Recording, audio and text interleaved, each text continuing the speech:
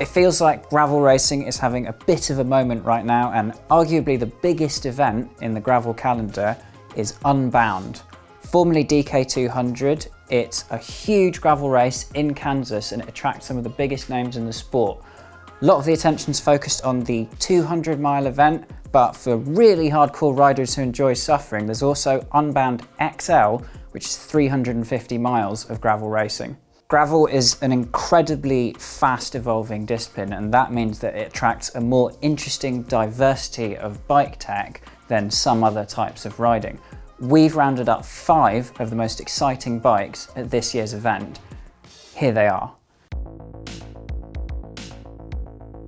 Back in 1989, Specialized came out with what you could call a sort of OG gravel bike, the Rock Combo, which was a very close relative of the legendary Rock Hopper mountain bike, but with drop bars. Specialized supplied 3 Unbound riders with Specialized Diverge gravel bikes that paid tribute to the original Rock Combo with an incredible retro paint job. And the winner of the 200-mile race, Boswell, rode one of these bikes. To give you some context for how grueling an event this is, Boswell took 10 hours, 17 minutes and 24 seconds to complete the 200-mile course. As it happens, the Specialized Diverge is one of our favourite gravel bikes at BikeRadar, thanks to its unique Future Shock suspension, which is integrated into the headset, and the fact that it's got quite modern geometry that works really well for a variety of gravel riding. If you want to know more about the Diverge specifically, don't miss my colleague Jack's review of the bike.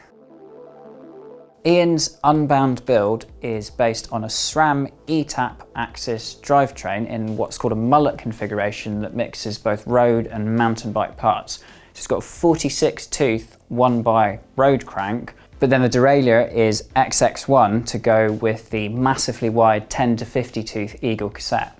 Ian's wheels are very fashionable and gravelly too. They're from Roval, which is Specialized wheel brand, and they are the Cerra CLX, which have a very wide internal width of 25mm that works really well with gravel tyres.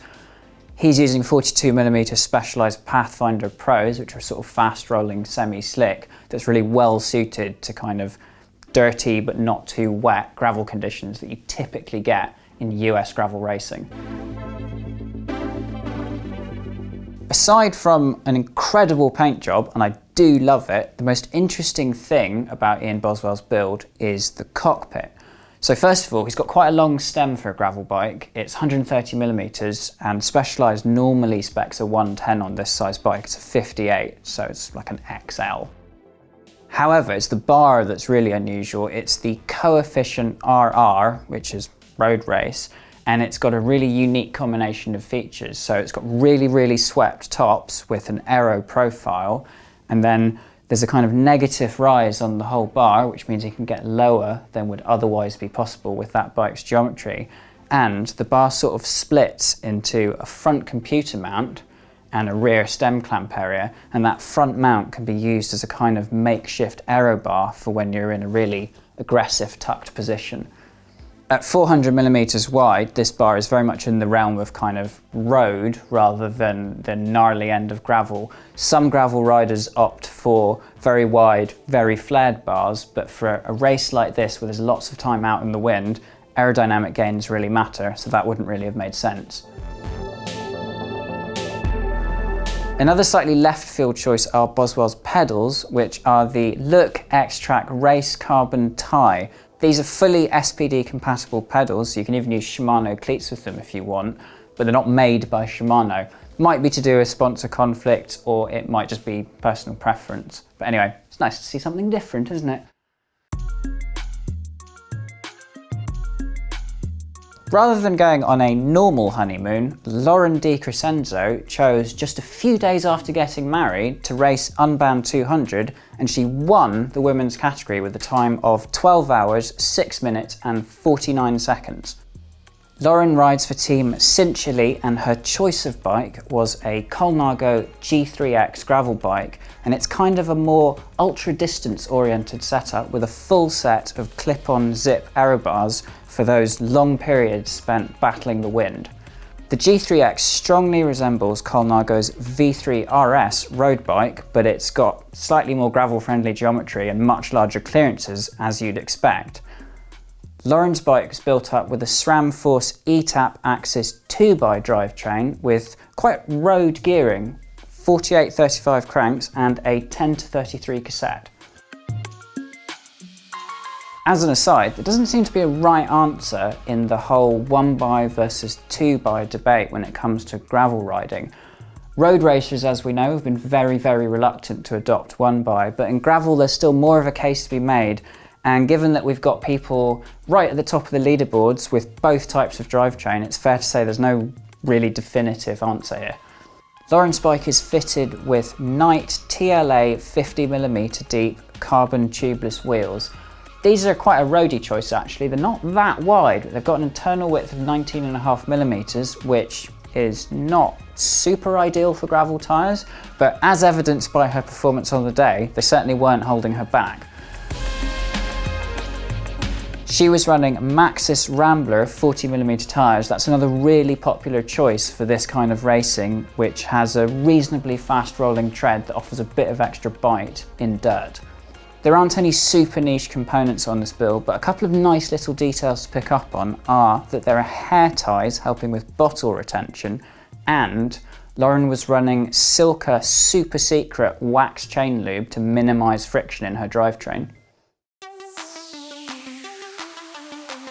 Given that we're talking about a thoroughly American event, it might be surprising to see the prominence of Italian bikes at Unbound, but Pinarello was another brand that had a really great race. Two of its sponsored riders were in the top 10 of the Women's 200 race, with Amity Rockwell taking second place and Jess Cerra taking 10th. We're going to concentrate on Jess's bike now, which is a very fetching shade of red. The Pinarello Gravel is a highly distinctive gravel bike from a manufacturer that's better known for producing wavy fork Tour de France winners. Jess Cerra rides a 50cm Pinarello Gravel, and it's sporting a very similar mullet setup to Ian Boswell's, except that she's running a 42-tooth chainring. Jess's bike has very trendy and gravel-specific NV G23 wheels, and these are wearing 42mm Rene Hurst Hurricane Ridge tyres. Apparently she sets these at 28 psi so that she's not bouncing around everywhere. Tyre pressure is a very hot topic amongst gravel riders because it is such a key determinant both of performance, i.e. staying upright, and also comfort. 28 psi might sound very low to you roadies, but it's right about where you want to be when you're a lightweight gravel racer.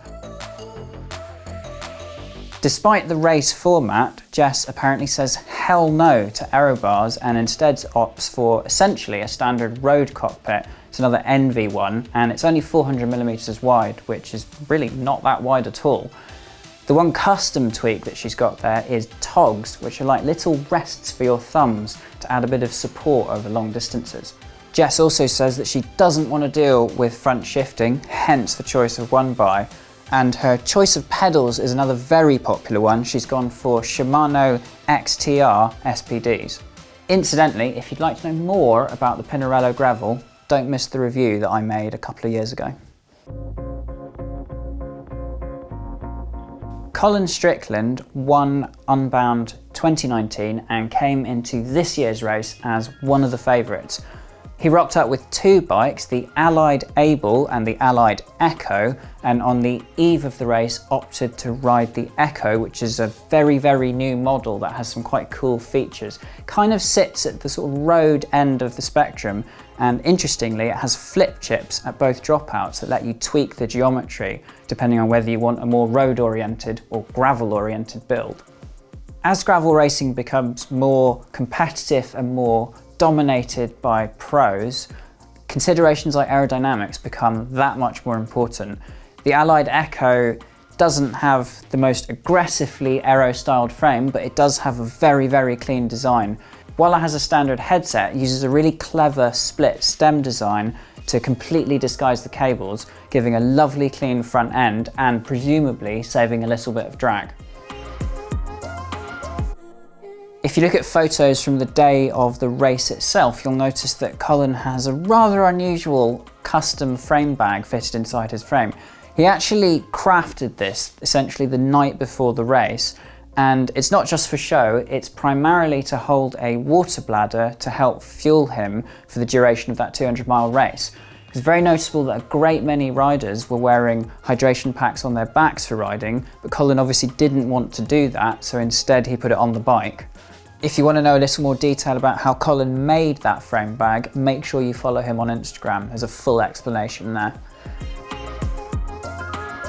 While SRAM seems to dominate group sets at the top end, guess it's because it's an American race, Colin has Shimano Di2, and his setup combines GRX gravel stuff and road Di2. So he's got GRX shifters and a rear derailleur, presumably chosen because that has a clutch to stop the chain bouncing around. But then his cranks are Shimano Dura-Ace, as I think is the front derailleur, and the cassette is a road one as well. So he's gone for quite hard road gearing in anticipation of going really quickly. Colin's another rider who opted for Specialized Pathfinder Pro tyres, remember, quite fast rolling, and he also didn't opt for aero bars. So overall, it's quite a road-oriented build compared to some of the competition.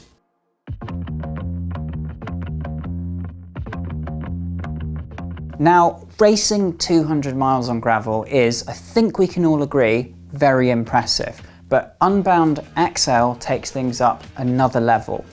To be precise, it's 357 miles of racing, and Lael Wilcox, another newlywed incidentally, won the women's race with a time of 26 hours, 55 minutes and 24 seconds. Lael achieved this feat on a custom painted Specialized Epic Hardtail, a bike she first built up for the 2019 Tour Divide race. Yes, you heard that right, she won a gravel race on a mountain bike, though I should point out it's a mountain bike with drop bars, which in a very real sense is a gravel bike. Lael says that while she regularly rides a Specialized Diverge gravel bike, she opted for the mountain bike for 3 key reasons. 1 is greater tyre volume, 2 suspension, and 3 a more upright riding position, and these all contribute to lower pain levels over really long distance riding on tough terrain. After the race, Lael said that this was definitely the right tool for the job, and you really can't argue because she won. Lael's Epic has a RockShox SID Ultimate fork, and it's another bike with SRAM E-tap axis gearing. It's a 1x setup, not surprising given that it's a mountain bike, with a 36 tooth chainring and a 10-50 cassette. We're not actually sure what rims Lael is running, but it's notable that she's got a Son front dynamo hub, and that's significant because it's very much in the realm of ultra distance riders who can't rely on battery power for their lights over really long distances. As this is a mountain bike, it's not surprising to see fatter rubber here. The front tyre on the Epic is a 700x55 Rene Herse Fleecer Ridge, while the rear tyre is a 700x48 Oracle Ridge. These both have the endurance casing, which adds a bit of sidewall protection for durability.